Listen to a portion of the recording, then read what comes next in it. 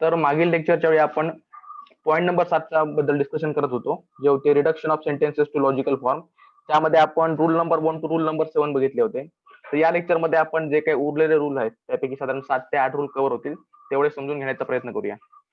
तर rule number 8, mostly, generally, frequently, often, perhaps, nearly always, sometimes, occasionally. आता या शब्दांचा पण तोच अर्थ आहे जसा आपण रूल नंबर 7च्या वेळी बघितला होता, की मोस्टली असेल, मेनी असेल, अ फ्यू असेल, सर्टन असेल, ऑलमोस्ट ऑल असेल. मोस्टली म्हणजे बऱ्याचदा, जनरली म्हणजे सामान्यतः, फ्रिक्वेंटली म्हणू शकता, क्वचित म्हणू शकता, किंवा ऑलवेज म्हणजे नियरली ऑलवेज म्हटलेलं आहे, म्हणजे जवळपास नेहमी आपण म्हणू शकतो. इकडे काय होणार आहे, तर हे शब्द सुद्धा पर्टिक्युलर मध्येच आहेत. त्यामुळे ज्या ज्यावेळी वाक्यात अशा प्रकारचे शब्द येतील त्यावेळी ते वाक्य आपण पर्टिक्युलर अफर्मेटिव्ह मध्ये बनवणार आहोत. आणि ज्या ज्यावेळी अशा प्रकारचे जे काही शब्द आहेत, क्वांटिटी इंडिकेट करणारे साईन आहेत, ते ज्यावेळी निगेटिव्ह सेंटेन्स मध्ये येतील त्यावेळी आपण ते वाक्य पर्टिक्युलर निगेटिव्ह मध्ये करणार आहोत. आता एक गोष्ट लक्षात ठेवा, ज्या ज्यावेळी तो शब्द हा पर्टिक्युलर असतो त्यावेळी त्या वाक्याचं कन्वर्जन हे फक्त पर्टिक्युलर मध्येच होणार आहे, ऍज कम्पेअर टू जर टर्म मोस्टली, जनरलीच्या जागी जर ऑल, एव्हरी, इच अशा प्रकारचे शब्द असेल तर त्या वाक्याचं कन्वर्जन आपण युनिव्हर्सल मध्ये करतो, पण निगेटिव्ह असेल तर पर्टिक्युलर मध्ये करतो. याचं कारण लक्षात घ्या, ऑल, एव्हरी, इच या प्रकारचे शब्द आहेत त्यांच्याकडे फोर्स आहे 100%चा, म्हणजे युनिव्हर्सलचा. त्यांची कॅपॅसिटी आहे either they can give you 20% और दे कॅन गिव्ह यू 100%. पण ज्यावेळी आपण पर्टिक्युलर शब्दाचा विचार करतो त्याच्याकडे मुळातच फोर्स आहे 1 to 99%. जर त्याच्याकडे 60% असेल तर तो 100% आणू शकतो का? ऑब्विसली नाही. म्हणून आपण काय करतोय, ज्या ज्यावेळी एखाद्या वाक्यात पर्टिक्युलर शब्द असेल जो तुम्हाला क्वांटिटी इंडिकेट करण्याचा प्रयत्न करतोय त्यावेळी त्या वाक्याचं रिडक्शन हे पर्टिक्युलर फॉर्म मध्येच होणार आहे. म्हणून बघा, अफर्मेटिव्ह वाक्यामध्ये जर मोस्टली, जनरली, फ्रिक्वेंटली यासारखे शब्द आले असतील तर याचा अर्थ आपण पर्टिक्युलर अफर्मेटिव्ह असाच घेणार आहोत. एक एक्झाम्पल बघा, Eno's fruit salt generally gives relief from stomach discomfort. याचा अर्थ काय, आपण इनोची ऍड बऱ्याचदा बघितलेले असतील, ऍसिडिटी झाली की इनो घ्या 2 मिनिटात रिलीफ मिळेल, अशाच प्रकारचं आहे. पण इकडे तुम्हाला एक क्वांटिटी साईन मिळतोय जो आहे जनरली. जनरली मुळे काय होतंय, सामान्यतः त्याला इनो घेऊन रिलीफ मिळतोय, पण काही अशा पण ऑकेजन्स आहेत ज्यावेळी त्या माणसाला डॉक्टरकडे जावं लागतंय, मेडिसिन घ्यावे लागतात. म्हणजेच काय, इनोचा जो काही इफेक्ट आहे, जो काही त्यांनी ऍड मध्ये दाखवलेला आहे तो इफेक्ट 1 to 99% मध्ये आहे. पण काही पॉसिबिलिटीज, काही शक्यते असं आहेत किंवा काही वेळा असं घडलंय की इनो घेऊन पण रिलीफ मिळालं नाही तर डॉक्टरकडे जावं लागतंय. म्हणून तो म्हणतोय Eno's fruit salt generally give relief from stomach discomfort. त्यामुळे होतंय काय, याची जी काही क्वांटिटी आहे ती जनरली मुळे पर्टिक्युलर झालेली आहे. म्हणून आपण कन्वर्ट करताना असं केलं, some occasions of taking Eno's fruit salt are occasions of getting relief. आता इकडे ओकेजन का घेतो लक्षात घ्या, तर इकडे जो रेफरन्स जरी पर्सन संदर्भात असला तरी तो अनेक माणसा संदर्भात नाही, एका माणसाने जे काही एक्सपिरियन्स आले त्या संदर्भात आहे. म्हणून आपण इकडे ओकेजन वापरतोय. त्या प्रकारे जे काही तुम्हाला सुटेबल वाटेल ते तुम्हाला ऍड करावं लागेल. सेकंड एक्झाम्पल बघा, every one is occasionally wrong. आता हा थोडासा ट्रिकी क्वेश्चन आहे, अशा प्रकारची वाक्य तुम्हाला एक्झाम मध्ये विचारली जातात. तर इकडे तुम्ही काय करणार आहात, बघणार लिस्ट मध्ये ओकेजनली दिलंय, वाक्यात ओकेजनली आहे म्हणजे हे वाक्य पर्टिक्युलर आहे, पण असं नाहीये. हे वाक्य जे आहे ते युनिव्हर्सल आहे. कारण लक्षात घ्या, आपला वाक्याचा बेसिक फॉर्म काय लक्षात घ्या, जसं ग्रामेटिकल सेंटेन्स मध्ये आपण म्हणतो subject plus verb plus object, तसं लॉजिकचा फॉर्म काय आहे, तर तो आहे quantity sign plus subject plus copula plus predicate. मग इकडे तुम्हाला कोपुला तर आयडेंटिफाय करता येऊ शकतो, जो असेल एम इज आर च्या फॉर्म मध्ये म्हणजे इज. त्याच्या सुरुवातीला जे काय आलंय त्याला म्हणायचं आहे आपण सब्जेक्ट, आणि क्वांटिटी साइन जो इकडे एव्हरी वन. याचा अर्थ काय, प्रत्येक माणूस कधी ना कधी तरी चुकतो. प्रत्येक माणसाचा अर्थ काय झाला, क्वांटिटी झाली 100%. त्यामुळे अशा प्रकारच्या वाक्यात जरी ओकेजनली आलं असेल तरी सुद्धा क्वांटिटी साइन ही ओकेजनली नाहीये, तर ती एव्हरी वन आहे. त्यामुळे अशा प्रकारचं वाक्य हे युनिव्हर्सल मध्ये कन्वर्ट करावं लागेल. मग वाक्याचं कन्व्हर्जन काय होईल, all persons are those who are sometimes wrong. आता एक प्रश्न येतो, मग ओकेजनलचं काय करायचं, तर लक्षात घ्या, ज्या ज्यावेळी वाक्यात एकापेक्षा जास्त क्वांटिटी साईन येतील त्यावेळी जो साईन आहे जो सब्जेक्टच्या सुरुवातीला आलाय किंवा सब्जेक्टच्या सर्वात जवळ आहे त्याच फॉर्म मध्ये तुम्हाला वाक्य कन्वर्ट करायचंय. आणि जो रेस्ट ऑफ द फॉर्म आहे तो तुम्ही प्रेडिकेट मध्ये दाखवू शकता. म्हणजे इकडे समटाइम्स म्हटलं तिकडे तुम्ही ओकेजनली पण ऍड करू शकता. पण लक्षात ठेवायचं आहे, सब्जेक्टच्या सुरुवातीला येतो तोच क्वांटिटी साईन आपण कन्सिडर करणार आहोत. म्हणूनच या वाक्यात जरी ओकेजनली असलं तरी ते ओकेजनली हे रॉंगला क्वालिफाय करण्याचा प्रयत्न करतंय. लक्षात येतंय, एव्हरीवन म्हणजे प्रत्येक माणूस कव्हर झाला, म्हणजे चुकण्याची जी काही पद्धत आहे किंवा चुकण्याची जी काही वृत्ती आहे ती ओकेजनली आहे, म्हणजे काही वेळा आहे. म्हणून आपण काय करतोय, एव्हरीवन असल्यामुळे आपण ऑल पर्सन्स घ्यायचे आणि वाक्य म्हणेल all persons are those who are sometime wrong. आता आपण निगेटिव्ह कडे येऊया. निगेटिव्ह असेल तर काय होईल, तर बघा, it is false that intelligent persons nearly always prosper. आता इकडे तुम्हाला निगेटिव्ह साईन दिसत नाही, पण एक गोष्ट लक्षात घ्या, लॉजिक मध्ये इट इज फॉल्स किंवा निगेटिव्ह साईन आहे किंवा बऱ्याचदा इट इज फॉल्स जे आहे किंवा हे विधान खोटे आहे कोर्टमध्ये पण वापरायचे. जेव्हा एखादी स्टेटमेंट डिनाय करायचं असतं तेव्हा स्पेसिफिकली म्हटलं जातं की हे विधान खोटे आहे, नंतर जे काय आपल्याला डिनाय करायचे ते ऍड करण्यात येतं. इट इज फॉल्स आलं याचा अर्थ आपण निगेटिव्ह प्रिझ्युम करणार आहोत. ते होणार काय, it is false that intelligent person nearly always prosper. इकडे तुम्हाला नियरली ऑलवेज मिळतोय आणि इकडे एकच क्वांटिटी साईन आहे, त्यामुळे तुम्हाला इतर साईन किंवा सब्जेक्टच्या जवळ काय लांब काय ही शोधायची गरज नाही. नियरली ऑलवेजचा अर्थ होतो जवळपास नेहमी. म्हणून आपण काय करणार आहोत, हे वाक्यामध्ये क्वांटिटी साईन आहे तो काढून टाकायचा आणि त्यानंतर वाक्य कन्वर्ट करायचंय. Some intelligent persons are not those who prosper. जे बेसिक रूल लक्षात ठेवा, दोन क्वांटिटी साईन असल्या तर सब्जेक्टच्या सर्वात जवळ कोणत्या किंवा सब्जेक्टच्या आधी कोणत्या तो तुम्हाला फिगर आउट करावा लागेल. जर दोन क्वांटिटी साईन नसतील तर तो कुठेही असला तर तुम्ही ते फॉलो करून वाक्य कन्वर्ट करू शकता. दुसरी गोष्ट आहे, वाक्याचं रिडक्शन करताना किंवा कन्व्हर्जन करताना क्वांटिटी साईन ज्याने इंडिकेट केलाय तो शब्द काढून टाकणं तेवढंच महत्वाचं आहे. नाहीतर पुन्हा एकदा तुम्ही डबल क्वांटिटी दाखवाल आणि वाक्याचा अर्थ चेंज होईल. पुढच्या रूलकडे जाऊया. Rule number 9, few. तर लक्षात घ्या, लॉजिशियनचं मत काय, फ्यू या शब्दाला ते म्हणतात की a few word has a negative sentence किंवा निगेटिव्ह सिग्निफिकन्स, निगेटिव्ह फोर्स. म्हणून म्हणतात काय, the word few means some not. म्हणजे काय, फ्यू म्हणजे काय, आपण काही म्हणतो. मग एखादं वाक्य जर अफर्मेटिव्ह असेल, ते म्हणतंय काही माणसं चांगली आहेत, तर लॉजिशियनच्या मते काय, त्या चांगल्या माणसांना कन्सिडर करू नका, जी काही व्यतिरिक्त जी काही उरलेली माणसं आहेत त्यांना कन्सिडर करा, म्हणजे वाक्य होईल काही माणसं वाईट आहेत. होतंय काय ते बघा, एखाद्या वाक्याची क्वांटिटी युनिव्हर्सल म्हणजे 100% असते. त्यापैकी काही माणसं जर मी सेपरेट केली तर तो युनिव्हर्सल जो कोण आहे ज्याची क्वांटिटी 100% होती त्याचा युनिव्हर्सलचा फोर्स पण जातो. याचं कारण काय, आता त्याची क्वांटिटी 100% नाहीये, त्यातले काही पार्ट आहे जो या फ्यू ने सेपरेट केलेला आहे. लॉजिक काय म्हणतंय, ज्या ज्यावेळी एखादं वाक्य अफर्मेटिव्ह असेल आणि फ्यू असेल तर तुम्ही फ्यूचा मिनिंग हा सम नॉट म्हणजे निगेटिव्ह आहे असं अज्युम करायचंय. जर ते वाक्य अफर्मेटिव्ह असेल, जर ते वाक्य अफर्मेटिव्ह पार्ट पॉइंट आउट करायचा प्रयत्न करतोय तर तुम्ही ते वाक्य कन्वर्ट करताना त्याचा निगेटिव्ह पार्ट लिहायचा आहे. म्हणजे बघा, अफर्मेटिव्ह सेंटेन्सच्या बाबतीत, when it occurs in an affirmative sentence, sentence will be reduced to the form of o preposition म्हणजे पर्टिक्युलर निगेटिव्ह. जर वाक्य अफर्मेटिव्ह आहे, फ्यू जर अफर्मेटिव्ह पार्ट कडे पॉइंट आउट करतोय तर तुम्ही उरलेल्या फ्यूचा विचार करा जो निगेटिव्ह पार्ट कडे पॉइंट आउट करतोय. कारण काय, few has a negative significance. म्हणजे बघा, few men are free from vanity. आता याचा अर्थ काय, व्हॅनिटी म्हणजे गर्व म्हणू शकता. काही जशी माणसं आहेत ज्यांना गर्व होत नाही किंवा गर्वापासून ते मुक्त आहेत. मग इकडे काय करायचंय, गर्वापासून जी माणसं मुक्त आहेत त्यांचा विचार करायचा नाही, त्या फ्यू व्यतिरिक्त जी काही उरलेली माणसं आहेत त्यांचा विचार करायचा आहे. कारण काय, फ्यू हॅज निगेटिव्ह सिग्निफिकन्स. वाक्य म्हणेल, some men are not persons who are free from vanity. म्हणजे काय केलं, ज्या माणसांना गर्व आहे ती माणसं आपण कन्सिडर केली, इव्हन दो ओरिजिनल प्रपोजिशन सांगत होतं काही माणसांना गर्व होत नाही. आता आपण फ्यू असल्यामुळे काय केलं, तर अफर्मेटिव्ह वाक्य असेल तर त्याचं कन्व्हर्जन निगेटिव्ह मध्ये केलं. मग तीच गोष्ट निगेटिव्हच्या बाबतीत होणार आहे. जर निगेटिव्ह मध्ये फ्यू आला तर आपण जी निगेटिव्ह पार्ट जो पॉइंट आउट करण्याचा प्रयत्न करतोय फ्यू, तो कन्सिडर न करता अफर्मेटिव्ह पार्ट कन्सिडर करायचा आहे. म्हणजे लक्षात घ्या, ज्या ज्यावेळी वाक्यात फ्यू येईल त्या त्यावेळी वाक्याची क्वालिटी बदलणार आहे. तर ती अफर्मेटिव्ह असेल तर निगेटिव्ह करायची आणि निगेटिव्ह असेल तर ती अफर्मेटिव्ह करायची. आता निगेटिव्हचं बघूया. Negative sentence, when it occurs in negative sentence, the sentence will be reduced to the form of I preposition. म्हणजेच काय, जर वाक्य निगेटिव्ह आहे तर तुम्ही निगेटिव्ह पार्ट ऐवजी जो रिमेनिंग पार्ट आहे जो अफर्मेटिव्ह आहे तो कन्सिडर करा. एक्झाम्पल बघा, few great men are not considerate. आता कन्सिडरेटचा अर्थ आपण काइंड म्हणू शकतो, काही माणसं जी काइंड नाही आहेत. मग इकडे काय करायचंय, जे नॉट कन्सिडरेट आहेत तो कन्सिडर न करता जे रिमेनिंग ग्रेट मेन्स आहेत किंवा रिमेनिंग पर्सन आहेत जे कन्सिडरेट आहेत त्यांना आपण विचार करणार आहोत, त्यांचा विचार करणार आहोत. वाक्य म्हणेल, some great men are considerate. म्हणजे लक्षात आलंय, ज्या ज्यावेळी वाक्यात फ्यू येईल त्या त्यावेळी वाक्याची जी काही क्वालिटी आहे ती अफर्मेटिव्ह असेल तर निगेटिव्ह करा, निगेटिव्ह असेल तर ती अफर्मेटिव्ह करा. पण त्याला आता एक एक्सेप्शन आहे ते दिलंय, की quantity sign a few has affirmative significance. म्हणजे जर वाक्यात फक्त फ्यू आला असेल तर तुम्ही त्याची क्वालिटी चेंज करायची आहे. पण वाक्यात जर अ आणि नंतर फ्यू आला असेल तर अशा वेळी मात्र वाक्याची क्वालिटी चेंज होत नाही. मग काय करायचंय, अफर्मेटिव्ह असेल तर ते बनेल पर्टिक्युलर अफर्मेटिव्ह, निगेटिव्ह असेल तर ते बनेल पर्टिक्युलर निगेटिव्ह. हा रूल लक्षात आलाय का? एकदा चॅटबॉक्स मध्ये टाका जर क्लिअर झालंय का. आता थोडं पुन्हा एकदा एक्सप्लेन करतो. फ्यू आणि अफ्यूचं क्लिअर झालंय का?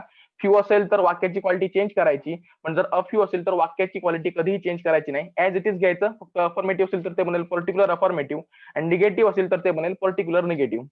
पार्ट क्लिअर झालाय का? क्लिअर झाला असेल तर चॅटबॉक्स मध्ये टाका. ओके, पुढच्या पार्टकडे जाऊया. आता rule number 10, seldom, hardly, scarcely, rarely. याचा अर्थ होतो क्वचित. या शब्दांसंदर्भात काय सांगितलंय बघा, these words also have negative significance just like word few. त्यामुळे होतंय काय, फ्यूच्या संदर्भात आपण एक गोष्ट प्रिझ्युम केली की फ्यू आला म्हणजे निगेटिव्ह आहे. वाक्यात निगेशन असू दे किंवा नसू दे, फ्यू आला म्हणजे वाक्य निगेटिव्ह आहे. म्हणून करायचंय काय, फ्यू वाक्यात आला की निगेटिव्ह असेल तर अफर्मेटिव्ह करा, अफर्मेटिव्ह असेल तर निगेटिव्ह करा. म्हणजे इन शॉर्ट वाक्य पर्टिक्युलर करा प्लस त्याची क्वालिटी चेंज करा. तीच गोष्ट इकडे करायची आहे. सेल्डम, हार्डली, स्केअर्सली किंवा रेअरली अशा प्रकारचे शब्द आले तरी त्याला फ्यू असल्यासारखाच ट्रीट करायचा आहे. वाक्याची क्वालिटी आपल्याला चेंज करावी लागेल. म्हणजे एक्झाम्पल बघा, जर वाक्य असेल अफॉर्मेटिव्ह तर ते वाक्य बनेल ओ प्रपोजिशन म्हणजेच पर्टिक्युलर निगेटिव्ह. एक्झाम्पल बघा, politicians are rarely punctual in keeping their appointments. म्हणजे काय, राजकारणी जे आहेत ते क्वचितच दिलेल्या वेळेत तिकडे पोहोचतात, ते दिलेल्या वेळेत त्या कामाच्या जागी पोहोचतात. इकडे त्यांनी काय केलंय, पॉझिटिव्ह पार्ट पॉईंट आउट करण्याचा प्रयत्न केलाय की काही ऑकेजन ज्या ठिकाणी राजकारणी वेळेवर पोहोचलाय. पण आपण काय करायचंय, या वाक्यामध्ये आलेला शब्द आहे रेअरली, मग काय करायचंय, जो पॉझिटिव्ह पार्ट असेल तो आपल्याला कॉन्ट्राडिक्ट करायचा आहे निगेटिव्ह पार्ट घेऊन. म्हणून आपण काय म्हणणार आहोत, O proposition, some politicians are not punctual in keeping their appointment. म्हणजे ज्या ज्या वेळी ते वेळेवर येत नाहीत ती वेळ आपण कन्सिडर करायची आहे. तसंच निगेटिव्हचं आहे, ज्या ज्यावेळी वाक्य निगेटिव्ह असेल आणि स्किअर्सली, हार्डली, सेल्डम किंवा रेअरली अशा प्रकारचे शब्द येतील त्यावेळी ते वाक्य आपल्याला अफर्मेटिव्ह करावं लागेल. कारण again seldom, hardly, scarcely, rarely has negative significance. त्यामुळे काय, वाक्याची क्वालिटी बदलावी लागेल. एक्झाम्पल बघा, magnanimity in politics is seldom the truest wisdom. आता एक गोष्ट अजून एक सांगतो, लॉजिक असू दे का कोणताही लेक्चर असू दे, एक वहीचं पान घ्या किंवा फोन घ्या, त्यामध्ये जे काही नवीन शब्द येतील ते नोट डाऊन करा, प्लस त्यांचं मिनिंग नोट डाऊन करा, म्हणजे तुमची स्वतःची डिक्शनरी तयार होईल. आता तुम्हाला शब्दाचं काही महत्व वाटू शकत नाही, पण पुढे पुढे शब्द रिपीट होत जातात, मग त्यावेळी तुमच्याकडे स्वतःची डिक्शनरी असेल, प्लस ती गोष्ट लिहून काढल्यामुळे एकदा दोनदा वाचल्यावर किंवा ती डोक्यात एकदा फिट होते. तर आता इकडे येऊया, magnanimity in politics is not seldom the truest wisdom. आता मॅग्नानिमिटीचा अर्थ होतो दिलदारपणा किंवा उदारपणा. हे इकडे काय म्हणतायत, तर राजकारणामध्ये एखाद्या माणसाने उदार असणं हे काही चांगलं किंवा शहाणपणाचं नाहीये. म्हणजे काय, आपण नेहमी फक्त खुर्च्या लावत राहायचं, आपल्याला काही तिकीट मिळणार नाही, तिकीट कोणाला द्या, मी फक्त येऊन सतरंजा उचलत राहीन, याला म्हणायचं मॅग्नानिमिटी. पण इकडे तो काय म्हणतोय, अशा प्रकारचा दिलदारपणा राजकारणात असणं हे काही शहाणपणाचं लक्षण नाही. पण या वाक्यामध्ये लक्षात ठेवायचंय, सेल्डम आल्यामुळे आपण काय करणार आहोत, वाक्याची क्वालिटी चेंज करायची. त्यामुळे हे जे काही मॅग्नानिमिटी असणारी माणसं आहेत, ज्यांचं आपण एक्झाम्पल चुकीचं आहे किंवा शहाणपणाचं नाही म्हणून घेतोय, त्याऐवजी आपण रिमेनिंग केसेस बघायच्या त्या ठिकाणी त्याने उदारपणा दाखवला आणि त्याला फायदा झाला. म्हणून बघा, हे वाक्य जे होतं ते होतं पर्टिक्युलर निगेटिव्ह, जे आपण करणार आहोत अफर्मेटिव्ह मध्ये, म्हणजेच आय प्रपोजिशन. मग म्हणेल some cases of magnanimity in politics are cases of truest wisdom. येते लक्षात, सेल्डम, हार्डली, स्किअर्सली, रेअरली अशा प्रकारचे शब्द आल्यानंतर आपण काय करणार आहोत, तर वाक्य पर्टिक्युलर राहील, फक्त वाक्याची जी काय क्वालिटी आहे ती अफर्मेटिव्हची निगेटिव्ह करा, निगेटिव्ह असेल तर अफर्मेटिव्हची करा. आणि दुसरी गोष्ट, सेल्डम, हार्डली, स्किअर्सली, रेअरली असे सारखे क्वांटिटी साइन रिमूव्ह करा आणि त्या जागी सम ऍड करा. पॉईंट क्लिअर झालाय का? पुढे जाऊया. पुन्हा एकदा चॅट बॉक्स मध्ये मेसेज टाका कोणतरी, क्लिअर झाला असेल तर पुढे जाता येईल, नाहीतर पुन्हा एकदा थोडा एक्सप्लेन करूया.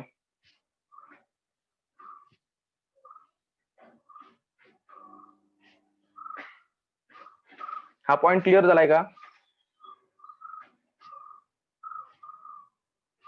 ओके. तर पुढे आहे rule number 11, numerically definite preposition. आता नावातच लक्षात येतं, न्यूमेरिकलचा अर्थ आहे नंबर्स. म्हणजे काय, these are the prepositions in which the predicate is affirmed or denied of some definite proportion of the subject. याचा अर्थ काय, डेफिनेट प्रोपोर्शन म्हणजे बघा, या ठिकाणी युनिव्हर्सल पर्टिक्युलर्स नसतात, इकडे डायरेक्टली नंबर सांगितलेलं असतं की ही क्वालिटी एवढ्या टक्के लोकांमध्ये, एवढ्या टक्के लोकांमध्ये नाहीये. म्हणजे बघा, हाफ असेल, फुल असेल, 2/3 असेल, 30% असेल, ज्या ठिकाणी इन नंबर स्पेसिफिकली क्वांटिटी सांगण्यात येते त्यावेळी त्या वाक्याला आपण न्यूमेरिकल डिफाईन्ड प्रपोजिशन म्हणणार आहोत. मग इकडे काय करायचंय बघा, लॉजिक काय म्हणतंय, जर तुम्हाला माहिती दिलेली आहे की एका प्रकारची क्वालिटी फक्त 20% लोकांमध्ये आहे, तर अशा ठिकाणी लॉजिकचे 2 प्रपोजिशन आपण तयार करायचे आहेत. तर आपण काय करणार आहोत, ज्यावेळी तुम्हाला 20% लोकांमध्ये क्वालिटी असं सांगण्यात येईल त्यावेळी आपण अज्युम करायचंय 80% लोकांमध्ये ती क्वालिटी नाही. ते 2 प्रपोजिशन येतील. पहिलं येईल 20% लोकांमध्ये ती क्वालिटी आहे, दुसरं प्रपोजिशन येईल 80% लोकांमध्ये ती क्वालिटी नाही. आता फक्त पर्सेंटेज साठीच आहे का, तर नाही. जर असेल 1/3 तर आपण म्हणू शकतो एखादी गोष्ट 1/3 ला ऍप्लिकेबल होते, तर याचा अर्थ काय, ती गोष्ट 2/3 ला ऍप्लिकेबल होत नाही. दोन वाक्य बनवायची, that particular thing is applicable to 1/3 person and that particular thing is not applicable to the 2/3 person. अशाच प्रकारे आपण गोष्ट कन्सिडर करणार आहोत. आता मी एक्झाम्पल घेतलंय बघा, only 60% people can read this message. आता अशा प्रकारे तुम्ही व्हॉट्सअपवर स्टेटस बघतो, ज्या ठिकाणी एक पॅराग्राफ दिलेला असतो, त्यामध्ये जो काही शब्द असतो त्याचं पहिला आणि शेवटचं अक्षर बरोबर असतं आणि मधील जे काही लेटर्स असतात ते शफल केलेले असतात आणि सांगण्यात येतं only 60% people can read this message, if you can read this message you should share this. येते लक्षात? मग इकडे काय करायचंय, जनरली म्हणताना आपण 60% लोकांचा विचार करू, पण लॉजिकली विचार करताना आपण काय करणार आहोत, 60% लोक जी तो मेसेज वाचू शकतात त्यांचाही विचार करायचा आहे, प्लस जी 40% माणसं आहेत जी वाचू शकत नाही त्यांचाही विचार करायचा. ज्या ज्यावेळी तुमच्या जे काही लॉजिकल प्रपोजिशन असेल, जे काही वाक्य एक्झाम मध्ये येईल त्यामध्ये जर काही नंबर असतील किंवा डेफिनेट क्वांटिटी सांगणारे शब्द असतील, जसे हाफ असतील, फुल असतील, 2/3 असतील, 1/3 असेल, त्यावेळी लक्षात ठेवायचंय त्या वाक्याची 2 वाक्य तयार होतील. म्हणजे इकडे बघा, only 60% people can read this message अशा प्रकारचं वाक्य असेल तर याची 2 लॉजिकल प्रपोजिशन होतील. पहिलं होईल the percentage of people who can read this message is 60 आणि दुसरं वाक्य असेल the percentage of people who cannot read this message is 40. इकडे ऑल किंवा समचा वापर करायचा नाहीये, कारण इकडे क्वांटिटी आणि ऑलरेडी डेफिनाइट आहे, युनिव्हर्सल पर्टिक्युलर करायची गरज नाही. फक्त बघायचंय इकडे पर्सेंटेज आहे की नंबर आहे की प्रपोर्शन आहे, त्या प्रकारे सुटेबल शब्द ऍड करा आणि तुमचं दोन्ही पर्सेंटेज दाखवून द्या, म्हणजे किती जणांमध्ये आहे आणि किती जणांमध्ये नाहीये. पुढच्या पॉईंट कडे जाऊया का? हा एकदम सोपा पॉईंट होता. तर नेक्स्ट पॉईंट आहे इनडेफिनेट प्रपोजिशन. ओके, तर इनडेफिनेट प्रपोजिशनचा अर्थ बघा, this kind of propositions does not contain any words that expresses quantity. याचा अर्थ लक्षात घ्या, यापूर्वी जे काही शब्द होते किंवा यापूर्वी जे काही आपण रूल बघितले तिकडे मी तुम्हाला शब्दांची लिस्ट दिलेली की अशा प्रकारचे शब्द असेल तर युनिव्हर्सल कन्सिडर करा किंवा अफर्मेटिव्ह करा किंवा निगेटिव्ह करा. पण इनडेफिनेट प्रपोजिशन ही अशा प्रकारची वाक्य आहेत ज्या ठिकाणी क्वांटिटी इंडिकेट करणारा कोणताही शब्द नसतो. एक्झाम्पल बघा, ऑल असेल, सम असेल, व्हेरी असेल, इच असेल, मोस्ट असेल, ऑलवेज असेल, अशा प्रकारचे किंवा कोणताही शब्द नाही ज्यावरून क्वांटिटी डिटरमाइन करता येईल. आपण काय करायचंय तर थिंकरचं इंटेन्शन काय आहे, त्याचं नॉलेज काय ते कन्सिडर करायचंय, कोणत्या हेतूने ते वाक्य सांगितलं होतं. पण logic is a formal science, ही गोष्ट बरोबर आहे, पण आता ते वाक्य लॉजिकली आहे का किंवा लॉजिकच्या स्ट्रिक्ट फॉर्म मध्ये आहे का नाही, तोपर्यंत तुम्हाला कंटेंट एक्झामाइन करावं लागेल आणि स्वतः ठरवावं लागेल की ती गोष्ट युनिव्हर्सल आहे की पर्टिक्युलर आहे. आणि जर समजा खूप अटेम्प्ट करून खूप विचार करून पण तुम्हाला जर क्वांटिटी डिसाईड करता येत नसेल तर ऍज अ लास्ट रिसॉर्ट तुम्ही ते पर्टिक्युलर मध्ये कन्वर्ट करा. फुल मार्क्स मिळणार नाही पण 0 पण मिळणार नाही. येते लक्षात? जर तुम्ही क्वांटिटी स्वतः फिगर आउट करू शकत असाल तर युनिव्हर्सल किंवा पर्टिक्युलर जे काय आहे ते फिगर आउट करा. पण जर करता येत नसेल तर as a last resort, last option particular मध्ये करा. मग तुम्हाला सांगतो थोडे मार्क्स मिळतील, कंप्लीट मिळणार नाही. तर आता वाक्य घेऊया. प्लॅनेट्स रिव्हॉल्व राऊंड द सन. याचा अर्थ काय? ग्रह सूर्याभोवती फिरतात. मग विचार केला आपल्या सूर्यमालेचा, तर आपल्या सूर्यमालेतील प्रत्येक ग्रह जो आहे तो सूर्याभोवती फिरतोय. पण मी वाक्य केलं युनिव्हर्सल मध्ये, all planets are those that revolve round the sun. पण एखादा स्टुडंट असेल तो म्हणेल नाही, मी पूर्ण युनिव्हर्सचा विचार करतो, एखादा तरी ग्रह असा असेल तो सूर्याभोवती फिरणार नसेल. मग तो काय करणार आहे? Some planets are those that revolve round the sun. येते लक्षात? या ठिकाणी तुम्ही स्वतः फिगर आउट करा युनिव्हर्सल आहे की पर्टिक्युलर, आणि त्या प्रकारे ते वाक्य कन्वर्ट करायचं आहे. दोन्ही पॉसिबिलिटी ज्यावेळी तुमचे क्वेश्चन पेपर चेक करणार आहे त्यावेळी अज्युम करून त्या प्रकारची मल्टिपल आन्सर तयार करण्यात येतील. पण तुमच्याकडे एक्सपेक्टेड काय आहे, याची क्वांटिटी काय आहे, याची क्वालिटी काय आहे, तुम्ही स्वतः फिगर आउट करा. सेकंड एक्झाम्पल बघा, Muslims are not idol worshipper. माझ्या नॉलेज प्रमाणे कोणताही मुस्लिम धर्मीय व्यक्ती हा कधीही मूर्तीपूजा करत नाही. मी काय केलंय? वाक्य केलंय. आता लक्षात ठेवा, नॉट असल्यामुळे वाक्य निगेटिव्ह पाहिजे, प्लस एकही मुस्लिम माणूस कधीही मूर्तीपूजा करणार नाही माझ्या नॉलेज प्रमाणे. त्यामुळे झालंय काय, वाक्य झालं युनिव्हर्सल निगेटिव्ह, आणि ही गोष्ट प्रत्येक मुस्लिम व्यक्तीला ऍप्लिकेबल होईल अकॉर्डिंग टू माय नॉलेज. पण आपण काय करतोय? No Muslims are idol worshipper म्हणजे युनिव्हर्सल निगेटिव्ह करतोय. म्हणजे एक गोष्ट लक्षात ठेवा, इनडेफिनेट प्रपोजिशन म्हणजे अशा प्रकारची वाक्य ज्या ठिकाणी तुम्हाला क्वांटिटी सांगणार काहीच नसेल, क्वांटिटी तुम्ही स्वतः फिगर आउट करा आणि त्या प्रकारे ते वाक्य कन्वर्ट करा. जर तुम्हाला वाटतंय की तुमचा विचार खूपच वेगळा आहे एक्झामिनर पेक्षा, तर होतं खाली एक जस्टिफिकेशन द्या की माझ्या मते या कारणामुळे ही गोष्ट युनिव्हर्सल आहे किंवा पर्टिक्युलर आहे. पुढच्या रूल कडे जाऊया. Rule number 13, proverb. आता प्रोवर्बचा अर्थ लक्षात घ्या, साधारण आपण सुविचार किंवा म्हणी म्हणतो तसंच प्रोवर्बचं आहे. Proverbs are also indefinite proposition, however they do have universal force, so these propositions are reduced to the form of universal proposition. याचं कारण काय? proverbs were relevant in a past, are relevant in a present and will be relevant in future. एक गोष्ट लक्षात ठेवायची, म्हणी असतील, सुविचार असतील, ज्या तुमच्या भूतकाळात रिलेव्हंट होत्या, आज पण रिलेव्हंट आहेत, इन फ्युचर राहणार आहेत. त्यामुळे काय, प्रोवर्ब असेल अशा ठिकाणी तुम्हाला त्याची क्वालिटी बघावी लागेल, पण क्वांटिटी फिगर आउट करण्याची गरज नाही, कारण त्या भविष्यात रिलेव्हंट राहणार आहे. त्यामुळे त्याला युनिव्हर्सल फोर्स आहे असं लॉजिक अज्युम करतो. ज्या ज्यावेळी एखादी प्रोवर्ब येईल, एखादा सुविचार असेल किंवा एखादी म्हण असेल, त्यावेळी एक गोष्ट लक्षात ठेवायची, ती तुम्ही युनिव्हर्सल मध्येच कन्वर्ट करायची आहे. इकडे कंपल्शन आहे, इकडे पर्टिक्युलर करण्याचा ऑप्शन नाही. एक्झाम्पल बघा, something is better than having nothing. काहीतरी असणं हे काहीच नसण्यापेक्षा चांगलं आहे. माझ्या मते ते अफर्मेटिव्ह आहे म्हणून युनिव्हर्सल मध्ये घेतलं. All cases of having something are better than the cases of having nothing. याच्या लक्षात, प्रोवर्ब हे सुद्धा इनडेफिनेट प्रपोजिशन आहे, पण त्याची रिलिव्हन्सी जी आहे ती पास्ट, प्रेझेंट आणि फ्युचर मध्ये कंटिन्यू राहते आणि त्याचा सेम मिनिंग राहतो. म्हणून आपण त्याला युनिव्हर्सल फोर्स आहे असं कन्सिडर करायचं. आणि त्यामुळे ज्या ज्यावेळी वाक्यामध्ये प्रोवर्ब असेल किंवा एखादं एक्झाम मध्ये आलेलं वाक्य प्रोवर्ब आहे, हे ज्यावेळी तुम्ही आयडेंटिफाय कराल त्यावेळी ते वाक्य कंपल्सरीली युनिव्हर्सल मध्येच कन्वर्ट करणार आहात. हा रूल क्लिअर झालाय का? एकदम छोटासा रूल होता. मग रूल नंबर 14 कडे जाऊया. क्लिअर झाला तर मेसेज टाका.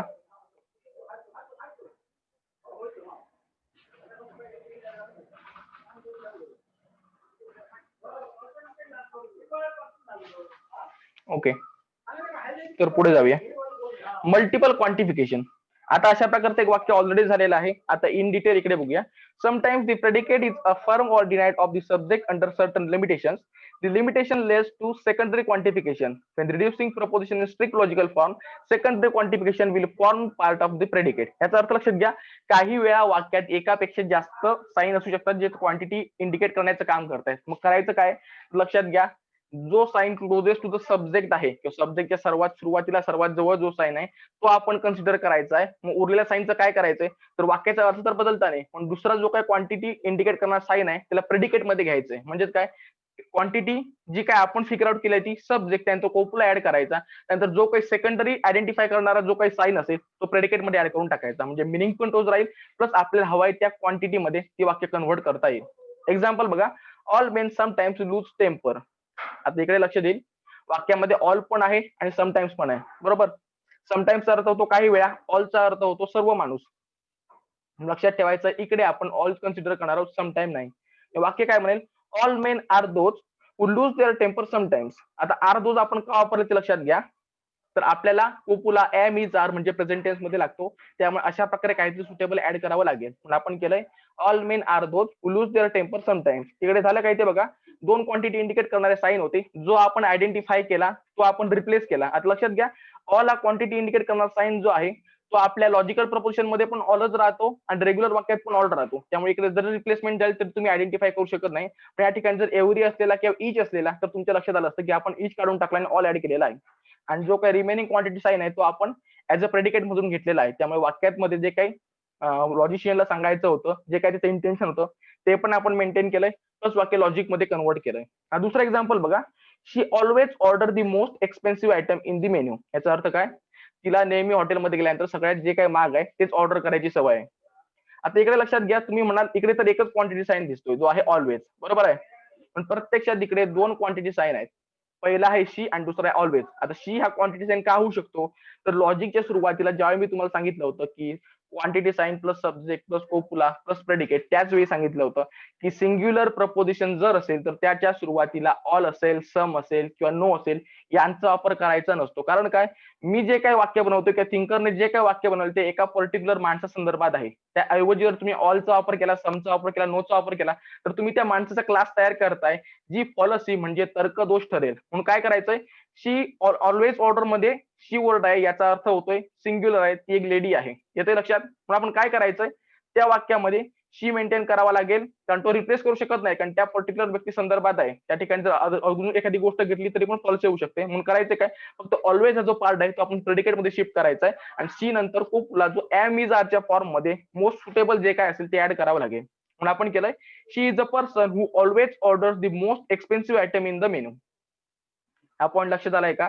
मल्टिपल क्वांटिफिकेशन म्हणजे एका वाक्यात एकापेक्षा जास्त ज्यावेळी क्वांटिटी पॉईंट आउट करणारे साईन असतात.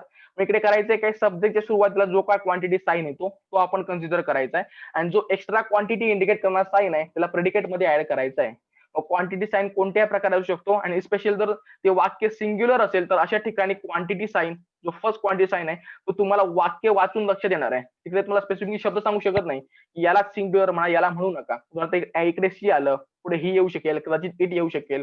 मग अशा ठिकाणी तुम्हाला वाक्य वाचून मिनिंग अंडरस्टँड करून लक्षात घ्यावं लागेल ते सिंग्युलर आहे की युनिव्हर्सल आहे. पहिला क्वांटिटी साईन जो काय आहे त्या प्रकारे वाक्य आपण कन्वर्ट करायचंय, त्यानंतर कोपुला ऍड करायचंय, प्लस सुटेबल जे काय असेल, पर्सन असेल, थिंग असेल, ओकेजन असेल, जे काय असेल ते ऍड करावं लागेल. त्यानंतर जो काही सेकंडरी साईन आहे क्वांटिटी इंडिकेट करणारा तो तुम्ही as a information as a predicate म्हणून ऍड करायचा आहे. हा रूल क्लिअर झालाय का. क्लिअर झाला असेल तर आपण मग पुढच्या रूल कडे जाऊया. मल्टिपल क्वांटिफिकेशन क्लिअर झालंय का.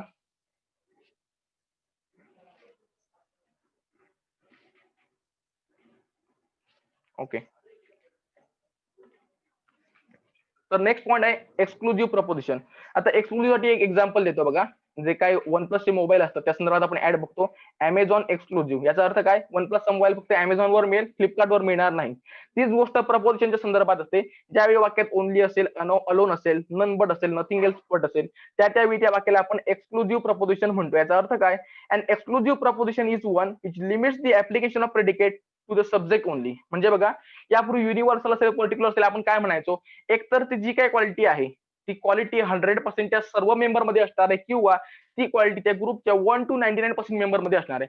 पण आपण कधी असं म्हणत नव्हतं की ही क्वालिटी फक्त याच मेंबर मध्ये असेल, अजून कोणत्याही क्लासमध्ये असणार नाही.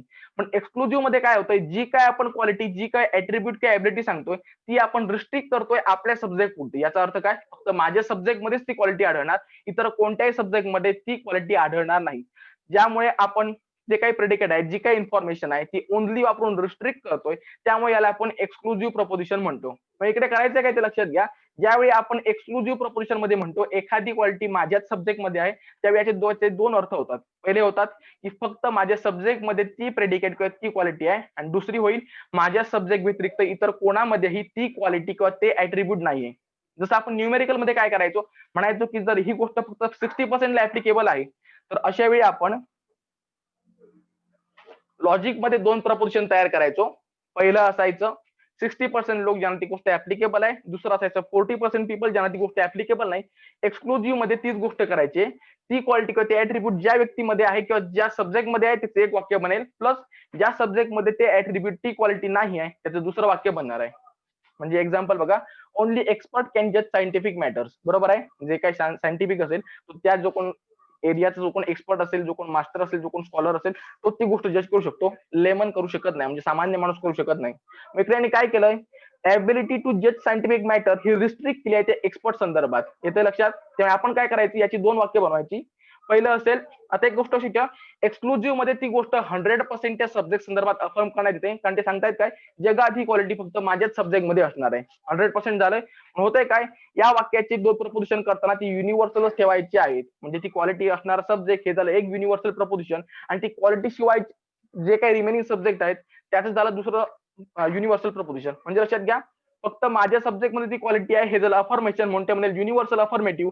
तर माझ्या सब्जेक्ट व्यतिरिक्त इतर कोणामध्ये ती क्वालिटी नाहीये हे झालं युनिव्हर्सल निगेटिव्ह. पण आपण काय करतोय, इतर जे काही सब्जेक्ट आहेत त्यांच्यातून ती क्वालिटी सेपरेट करतोय, आणि ते कधी एकत्र येणार नाही हे आपण गॅरंटेडली सांगतोय. पण बघा, ओनली एक्सपर्ट कॅन जज सायंटिफिक मॅटर असेल, तर अशा ठिकाणी काय होणार आहे, पहिलं वाक्य बनेल universal affirmative, all those who can जज सायंटिफिक मॅटर्स आर एक्सपर्ट. म्हणजे सायंटिफिक मॅटर फक्त एक्सपर्टच एक्सप्लेन करू शकतो.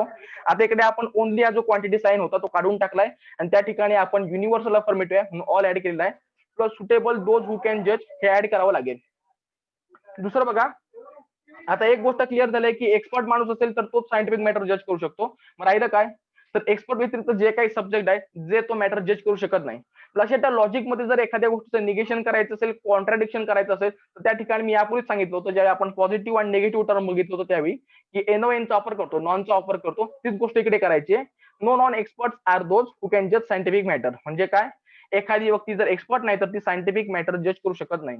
म्हणजे इन शॉर्ट लक्षात ठेवा, एक्सक्लुझिव्ह प्रपोजिशन मध्ये जी काय प्रेडिकेट आहे, जी काय माहिती आहे ती त्या सब्जेक्ट संदर्भात रिस्ट्रिक्ट करण्याचा प्रयत्न केला, तो ओनली वापरून असेल, अलोन वापरून असेल, नन बट असेल किंवा नथिंग एल्स बट असेल, त्या ठिकाणी आपण काय करायचंय, सब्जेक्टच्या संदर्भात जी माहिती अफर्म केलेली आहे त्याचं एक वाक्य बनेल की फक्त माझ्याच सब्जेक्ट मध्ये ती क्वालिटी आहे, आणि दुसरं वाक्य बनेल की माझ्या सब्जेक्ट व्यतिरिक्त इतर कोणामध्ये ती क्वालिटी नाहीये.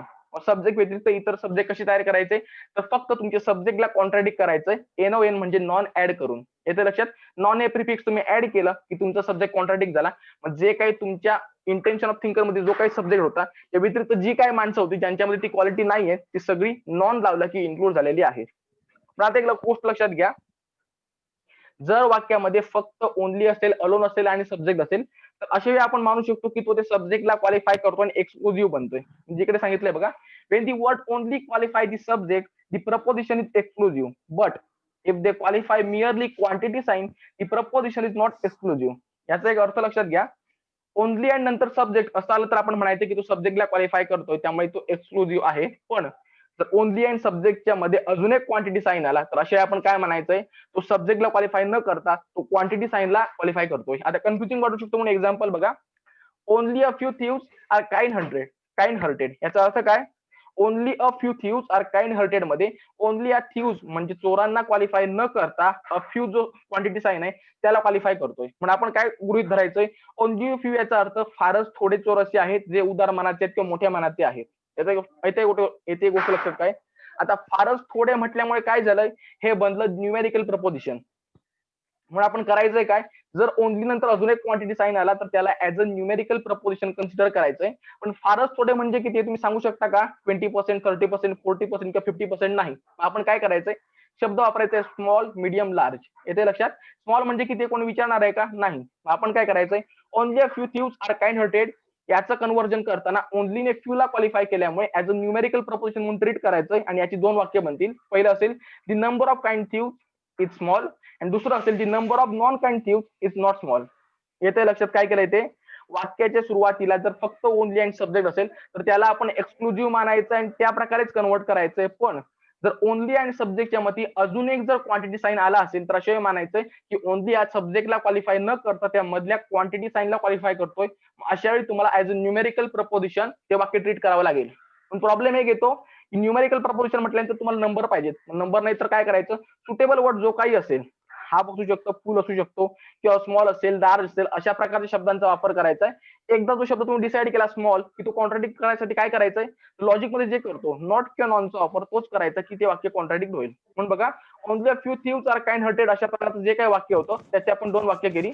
पहिलं केलं the number of kind thieves is small, आणि दुसरं केलं the number of non kind thieves is not small. म्हणजे पुन्हा एकदा रूल एक्सप्लेन करतो. एक्सक्लुझिव्ह प्रपोजिशन मध्ये काय होतंय, तर ओनलीचा वापर करून जी काय माहिती आहे ती सब्जेक्ट संदर्भात दृष्टी करण्याचा प्रयत्न केला जातोय. त्यामुळे काय करायचं, दोन वाक्य तयारी करायची. पहिलं वाक्य असेल सब्जेक्टला ती गोष्ट ऍप्लिकेबल होती ते पहिलं वाक्य, आणि दुसरं असेल सब्जेक्ट व्यतिरिक्त इतर जे कोण आहेत त्यांना ते वाक्य किंवा ती काही क्वालिटी ऍप्लिकेबल होणार नाही. पण जर ओनली किंवा क्वांटिटी साईन आणि सब्जेक्ट यांच्यामध्ये अजून एक क्वांटिटी साईन आला तर अशा वेळी त्याला एक्सक्लुझिव्ह म्हणून ट्रीट करू नका, न्यूमेरिकल प्रपोजिशन म्हणून ट्रीट करा आणि तसं त्याचं कन्व्हर्जन करा. रूल क्लिअर झालाय का?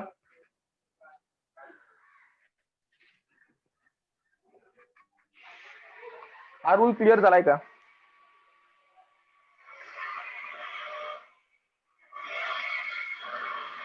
ओके. तर आजचा लेक्चरचा जो काही पार्ट होता ते 8 रूल आपले कम्प्लीट झालेले आहेत. आता अजून जर काही शंका असेल किंवा एखादा रूल जर, एक मिनिट.